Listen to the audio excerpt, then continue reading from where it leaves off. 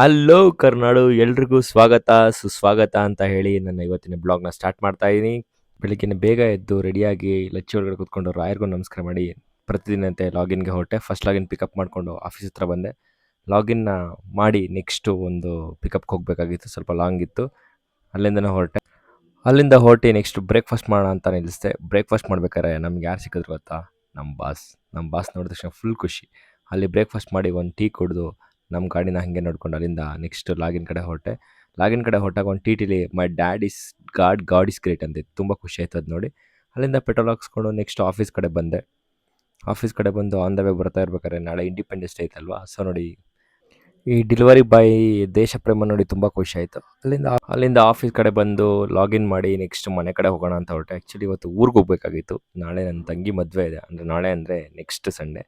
So ಆಫೀಸ್ನ login ಮಾಡಿ next ಹೊರಟಿದೆ ನಮ್ಮ ಮನೆಗೆ ರೀಚ್ ಆಗಿ ರೆಡಿಯಾಗಿ ನೆಕ್ಸ್ಟ್ ಎಲ್ಲ ಪ್ಯಾಕ್ ಮಾಡಿಕೊಂಡು ಹೊರಟೆ. ನೆಕ್ಸ್ಟ್ ಪ್ಯಾಕ್ ಮಾಡಿದ್ಮೇಲೆ ಕಾರ್ನ ಪಾರ್ಕ್ ಮಾಡಬೇಕಾಗಿತ್ತು ನಮ್ಮ ವೈಫ್ ಮನೆ ಹತ್ರ. ವೈಫ್ ಮನೆಗೆ ಹೊರಟೆ. ಅಲ್ಲಿಂದ ಹೊರಟು ನೆಕ್ಸ್ಟ್ ಏನು ಮಾಡೋಣ ಅಂತ ಯೋಚನೆ ಮಾಡ್ತಾ ಇದ್ದೆ.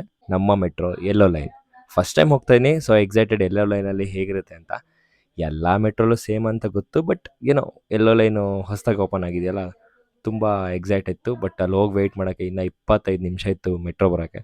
ತುಂಬ ಕಾದು ಬೇಜಾರಾಗೋಯ್ತು. ಏನು ಮಾಡೋದಪ್ಪ ಅಂತ ನೋಡ್ತಾ ಇದ್ದೆ. ಆ ಕಡೆಯಿಂದ ಒಂದು ಮೆಟ್ರೋ ಬಂತು, ಅದನ್ನು ನೋಡಿದೆ. ನೆಕ್ಸ್ಟ್ ನಮ್ಮ ಮೆಟ್ರೋಗೋಸ್ಕರ ವೆಯ್ಟ್ ಮಾಡ್ತಾ ಇದ್ದೆ ಎಷ್ಟೊತ್ತಾಗುತ್ತೆ ಅಂತ.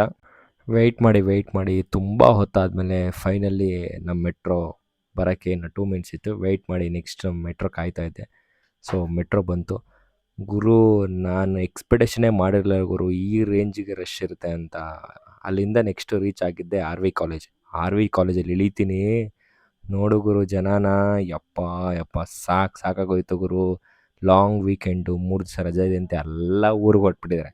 ನೋಡಿ ಶಾಕ್ ಅಂದರೆ ಶಾಕ್ ಆಗೋಯ್ತು. ಮೆಜೆಸ್ಟಿಕ್ ಬಂದೆ, ಅಲ್ಲೂ ಸೇಮ್ ಹಿಂಗೆ ತುಂಬ ಜನ ಅಂದರೆ ಜನ. ಮೆಜೆಸ್ಟಿಕ್ ರೀಚ್ ಆಗಿ ನನ್ನ ಫ್ರೆಂಡ್ ಸಿಗ್ತಾ, ನಾನು ನನ್ನ ಫ್ರೆಂಡ್ ಊರಿಗೆ ಹೋಗ್ತಿದ್ದೋ. ಅಲ್ಲಿಂದ ನೆಕ್ಸ್ಟು ರೀಚ್ ಆಗಿದೆ ರೈಲ್ವೆ ಸ್ಟೇಷನ್. ನಾನು ಅಂದ್ಕೊಂಡೆ ಬಸ್ಸಲ್ಲಿ ಮಾತ್ರ ಜನ ಇರ್ತಾರೆ, ಟ್ರೈನಲ್ಲಿ ಕಮ್ಮಿ ಜನ ಇರ್ತಾರೆ ಅಂತ. ನೋಡು ಗುರು, ಸಾಕಾಗೋಯ್ತು. ನಿಂತ್ಕೊಳ್ಳೋಕ್ಕೂ ಜಾಗ ಸಿಕ್ಕಿಲ್ಲ ಗುರು ನಮಗೆ.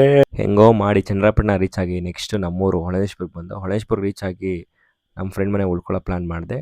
ಅಲ್ಲಿಂದ ನೆಕ್ಸ್ಟ್ ಮನೆಗೆ ಹೋದ ತಕ್ಷಣ ಒಂದು ಸರ್ಪ್ರೈಸ್ ಕಾದಿತ್ತು. ಏನಪ್ಪ ಅಂತಂದರೆ ಅವ್ರ ಅಕ್ಕನ ಮಗಳ ಬರ್ಡೇ ಇತ್ತು. ಸೊ ನನ್ನ ಫ್ರೆಂಡ್ ಬಂದ ತಕ್ಷಣ ಅವ್ರ ಅಕ್ಕನ ಮಗಳು ತುಂಬ ಖುಷಿಪಟ್ಳು. ಹಾಗೆ ಪಾಪುನ ಆಟ ಆಡಿಸ್ಕೊಂಡು, ಪಾಪು ಜೊತೆ ಸೆಲೆಬ್ರೇಟ್ ಮಾಡಿಕೊಂಡು, ಫ್ಯಾಮಿಲಿ ಜೊತೆ ಟೈಮ್ ಸ್ಪೆಂಡ್ ಮಾಡಿ ಇವತ್ತಿನ ದಿನನ ಎಂಡ್ ಮಾಡಿದೆ. ಇವತ್ತಿಗೆ ಇಷ್ಟೇ. ಮತ್ತೆ ಸಿಗೋಣ ನೆಕ್ಸ್ಟ್ ವಿಡಿಯೋಲಿ. ಟಾಟಾ, ಬಾಯ್.